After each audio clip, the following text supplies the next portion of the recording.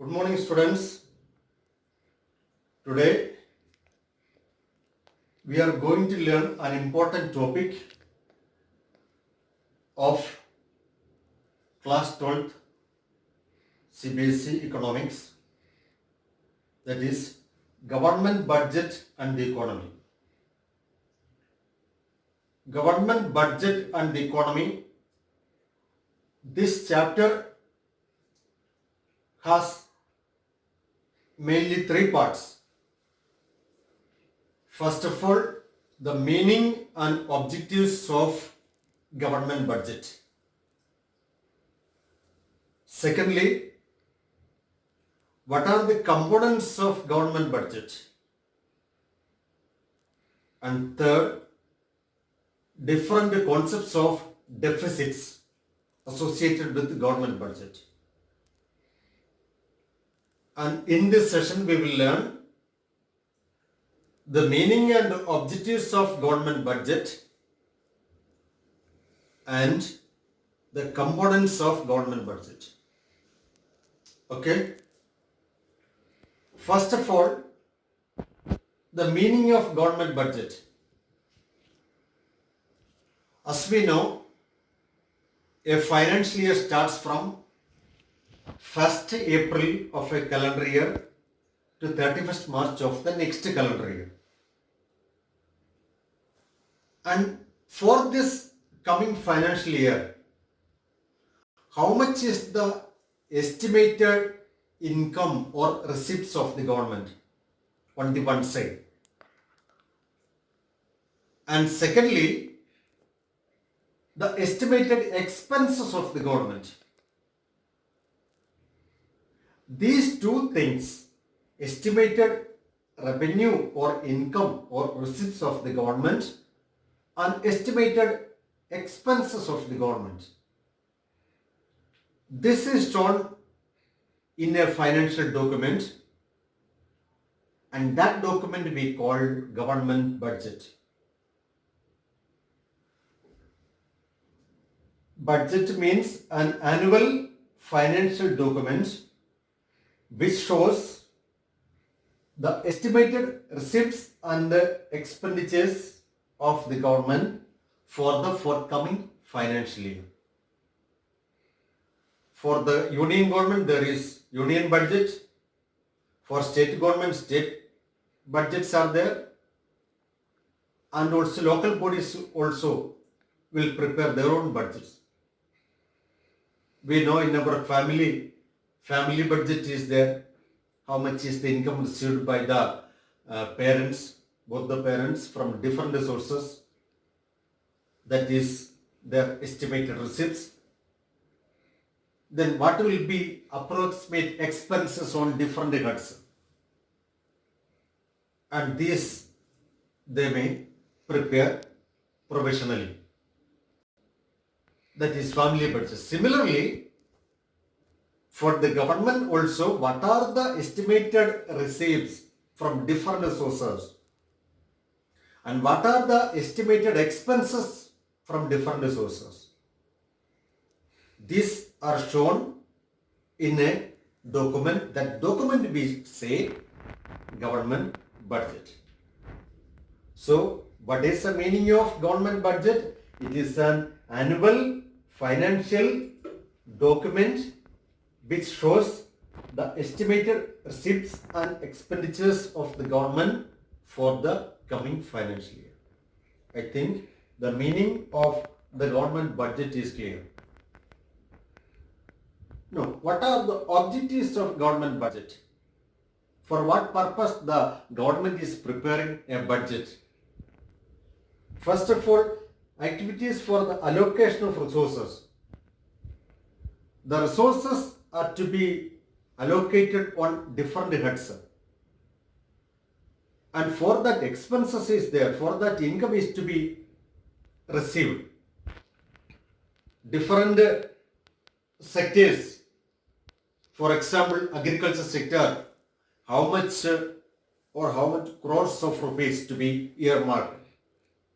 For the industrial sector, for different services like education, health services, transport and communication services, recreation, tourism, for different sectors, how much is the resources to be allocated. For that, we want a plan. That plan is government budget. Then activities for the redistribution of income. Different categories of people, different income levels. We know different levels of the people.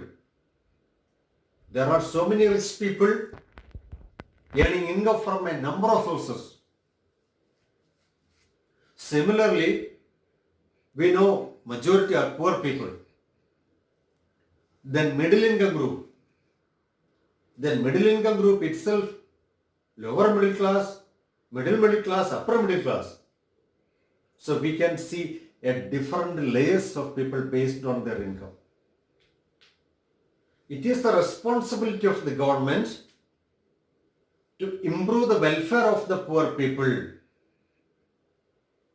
They have to be provided with better education, healthcare facilities, housing facilities, sanitation facilities, etc. Then how can the government collect fund for this? Government will impose higher taxes on higher income groups, and also the items or goods and services purchased by them, more taxes will be imposed. So the monies so collected will be channelized or utilized for the welfare activities of the poor people. So from one section of the society, money or resources are redistributed to the poor people. So for the redistribution of income, this budget is required. Third, for economic stability, for price stability, economic fluctuations are there. For managing the economic fluctuations like inflation, depression, etc., a proper document is required. Based on that, the government can function to control this price stability or economic stability of depression, inflation, etc. Then for management of public sector units, those enterprises which are owned and managed and run by the government. And all public sector units are not in the same economic condition. There are certain public sector units which are earning huge profit. At the same time, there are so many public sector units which are running under loss. So the income, the commercial revenue received from the profit-making public sector units will be collected, and the money will be utilized for uplifting the weak or sick public sector units, so that employment is protected, output is protected, and also the economic development of that locality where this unit is located, everything is protected. Therefore, these are the four objectives of a government budget: activities for the allocation of resources, activities for the redistribution of income, activities for the economic stability, and also management of public sector units. I think the meaning and objectives of the government budget is clear. The important points so far we have discussed. I repeat, the meaning of government budget is an annual financial statement which shows the estimated receipts of the government from different sources and estimated expenditures on different heads.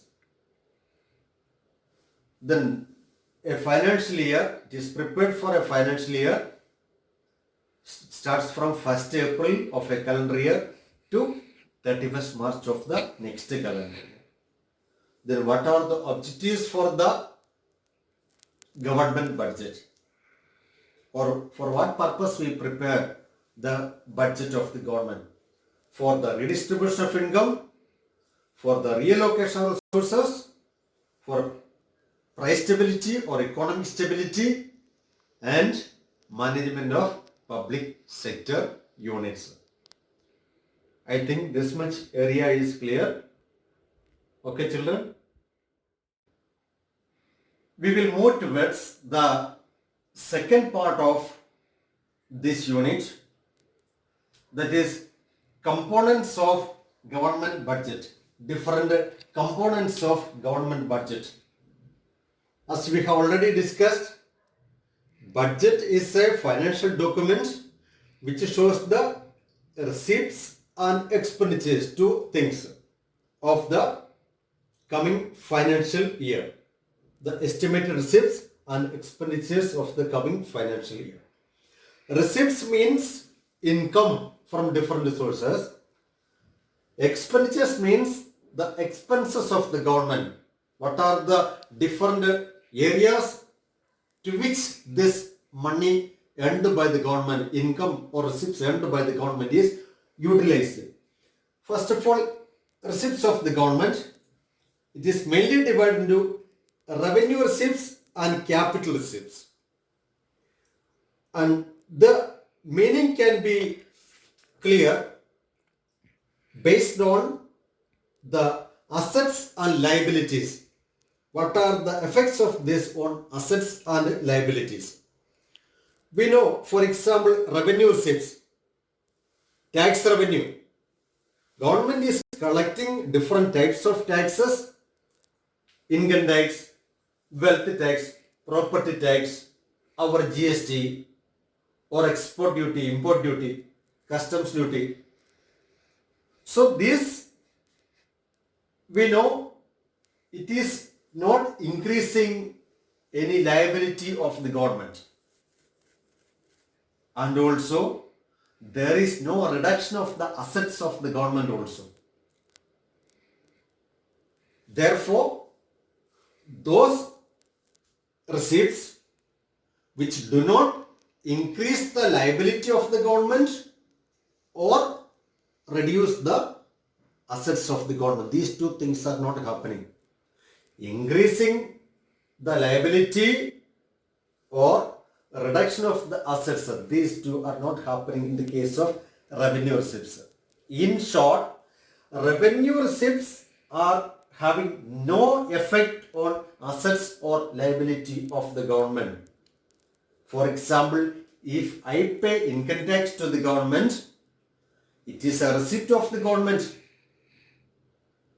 There is no quid pro quo relationship. In return, the government has no liability to give me something. That money is utilized for the normal functioning of the government. Similarly, there is no reduction in assets also.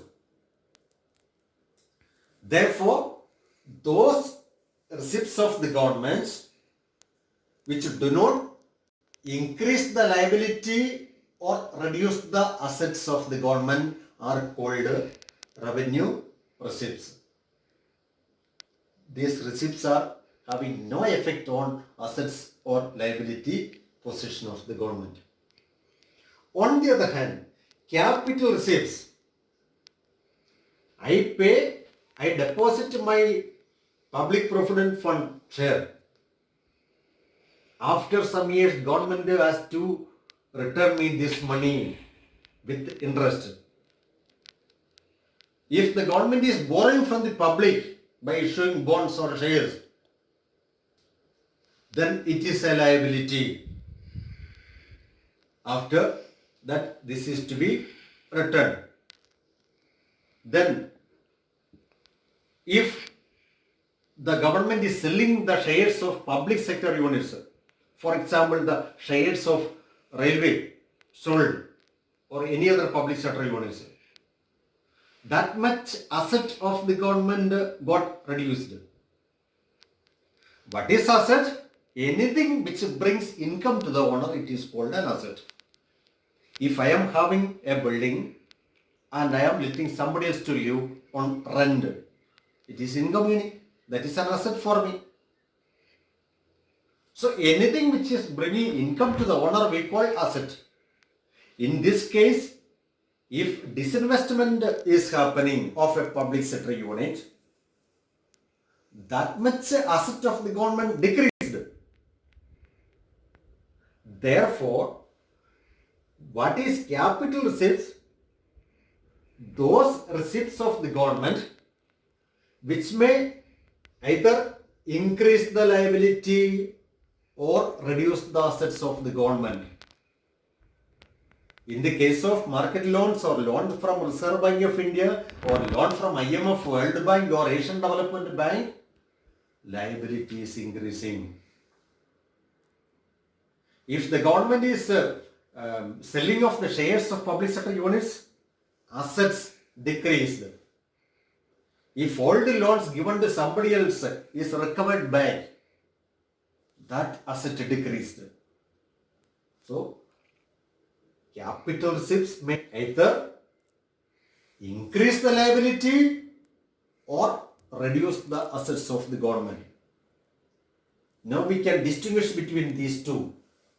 Revenue receipts are those receipts which do not increase the liability or reduce the assets of the government, whereas capital receipts are those receipts such as market loans, loans from RBI, recoveries of loans or public provident fund deposits, etc.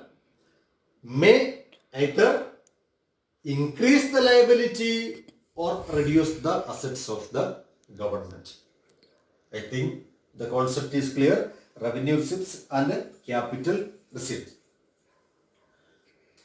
Now, revenue receipts divided into tax revenue and non-tax revenue. Here, non-tax revenue is there.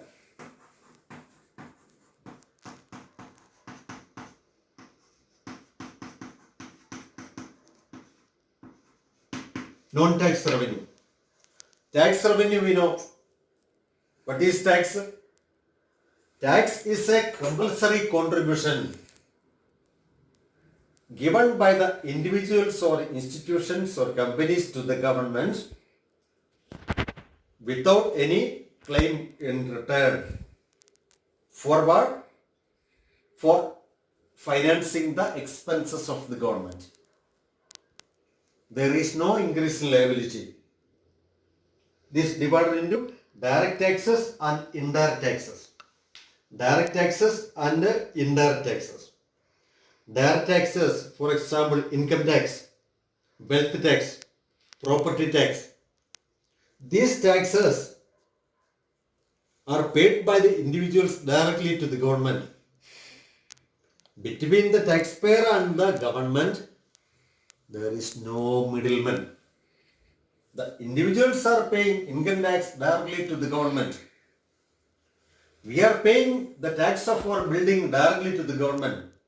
There is no intermediary, no middleman between the taxpayer and the government. Therefore, we call it direct taxes. Then what is indirect tax? For example, goods and service tax, GST. Then export duty, import duty, and certain items still value-added tax going on. There are exceptional cases only. This tax, if the government is imposing 12% actual price of the commodity. And finally, the seller or the producer is paying this tax to the government. Actually, the tax is paid by the consumer, but through the middleman like the seller or the producer only. Therefore, we call such taxes as indirect taxes. So these are the taxes paid by the individuals to the government through intermediaries like the seller, retailer or wholesaler or the producer. That's why we call them as indirect taxes. So tax revenue divided into direct taxes and indirect taxes. Now coming on non-tax revenue, which are the receipts of the government, revenue receipts of the government other than this tax. First commercial revenue, then administrative revenue. Commercial revenue, profits of the public sector units. Profits of public sector units, for example, the profits of Indian Railways or any other public sector unit, you say. That profit will come to the income of the government, receipts of the government. It is a non-tax revenue. It is not tax. It is the profits of public sector units, commercial revenue on commerce basis. Then what are the administrative revenues? Fees. The education fee that we pay to our school, it will reach finally to the government. Or license fee. If we take the license, driving license or any other license for a shop or anything, that fees, license fee also will go to the government exchequer. It is also an administrative revenue. Then fines and penalties. Those who are breaching certain laws, certain rules of the government, for example, driving two-wheeler without wearing helmet or without proper driving license, driving a vehicle. And if the authorities, the traffic police catch, they will impose fines and penalties. So that is also an income to the government, a non-tax revenue to the government. Then forfeitures. Those who are breaching certain court orders, those who violate court orders, government will impose penalty. That we say forfeitures. Then, or their property will be taken over by the government. Then estates, very rare case. Those people who die without leaving a proper or valid will, or those people who are not having any legal heirs, their assets or property or bank balance that will go to the government, we call it estates. So these are the four items of administrative revenue. So what we are studying, non-tax revenue under revenue receipts. Those revenues which are not in the nature of tax. Commercial revenue and administrative revenue. Commercial revenue means the profits of government enterprises. Administrative revenue, the revenue collected by different administrative departments of the government. Fees, like education fees, license fee, different types of fees. Then fines and penalties, those who are violating the rules, fine and penalty will be imposed. Forfeiture, those who violate court orders, the income collected through the imposition of fine on those who violate court orders, we call it forfeitures. Then estates, those people who die without leaving a proper will, their property will be taken over by the government. These are the administrative revenue.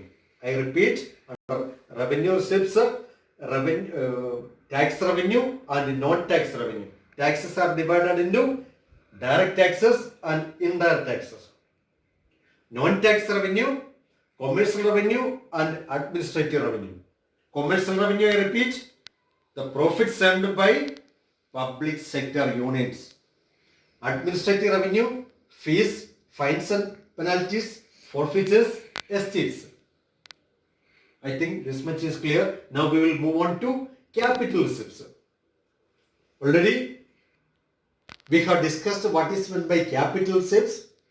I repeat, those receipts or income which may either increase the liability of the government or reduce the assets of the government. Either reduction of asset or increase of liability will happen definitely in the case of capital receipt. First of all, market loans. Loans collected by the government from the public, we say market loans. Loans from Reserve Bank of India under the functions of the central bank or Reserve Bank. We have learned it is a banker to the government only. So in times of financial stringency, the government can borrow money from the Reserve Bank of India, India's central bank. So such loans from RBI or loans from the market or from public or loans from IMF, International Finance Institutions, International Monetary Fund, International Bank for Reconstruction and Development, World Bank or ADB, Asian Development Bank. When the government borrow money from any of these organizations, that is leading to increase in the liability of the government. Similarly, public provident fund deposit, PPF deposit, when the government is collecting money from the employees in PPF, after some years this is to be returned with interest. So the PPF deposit also increasing the liability of the government. So this for market loans, loans from Reserve Bank of India, loans from IMF, World Bank, etc. Then money collected through public provident fund deposits. These are increasing the liability of the government. Liability, this is to be completed after a few years. Then coming to recoveries of loans. If the central government has given loans to state government, after some years when the state government is repaying this loan, that much asset of the central government decreased from the side of the central government. Central government, if we are giving loan to somebody else, it is our assets. For the borrower it is a liability, but for the lender it is an asset, because through that interest is earning, income is earning. Therefore, when the central government is recovering an old loan from the state government or any other agency, that much asset reduced.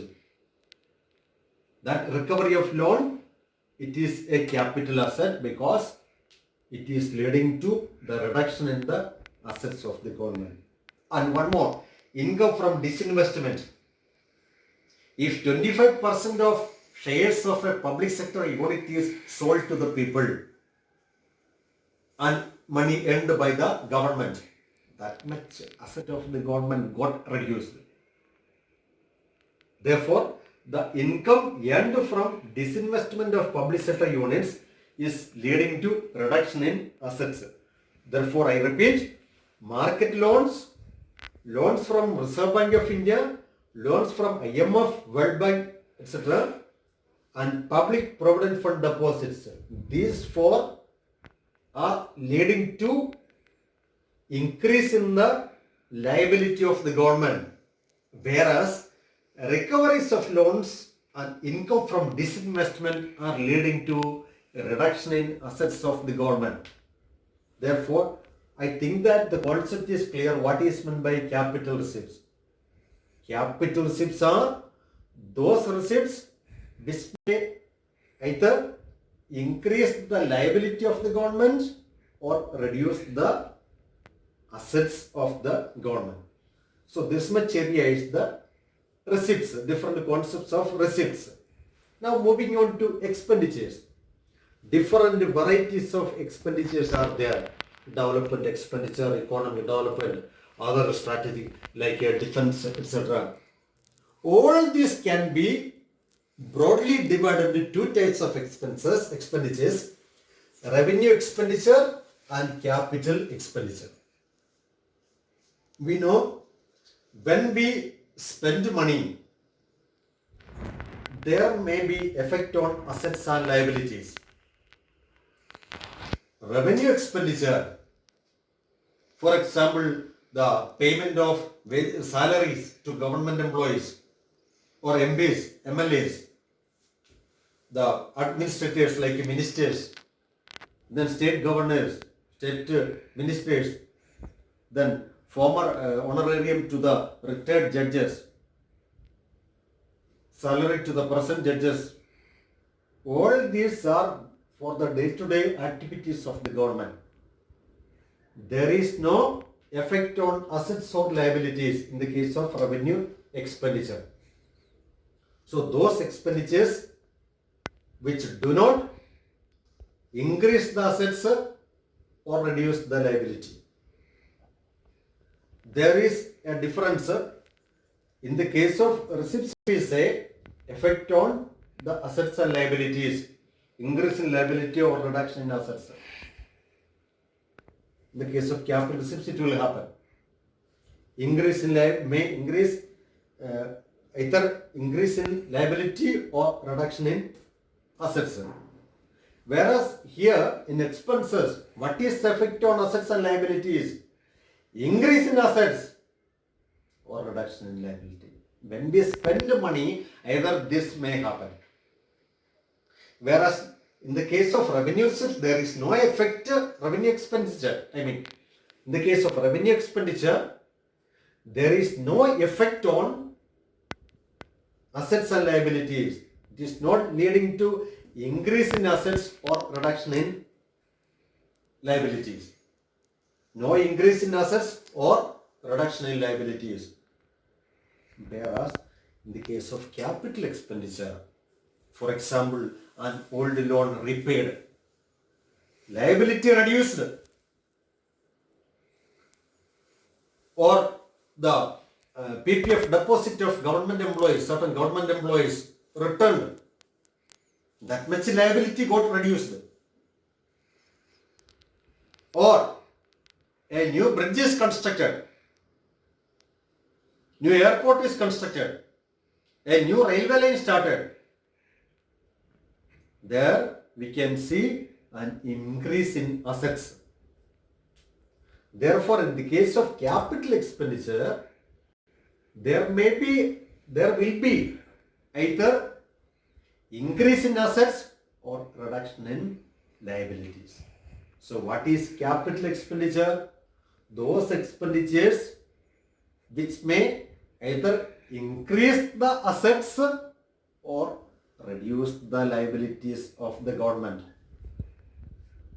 For example, the construction of a building, construction of a bus stand, construction of a new railway line, assets are created. Or an old loan from Reserve Bank of India returned, or loan from IMF or World Bank returned, liability reduced. Such expenditures we say capital expenditures. Therefore, what is the distinction between these two? Revenue expenditures are those expenditures which do not increase the assets or reduce the liability of the government. Whereas capital expenditures are those expenditures which may either increase the assets of the government or reduce the liabilities of the government.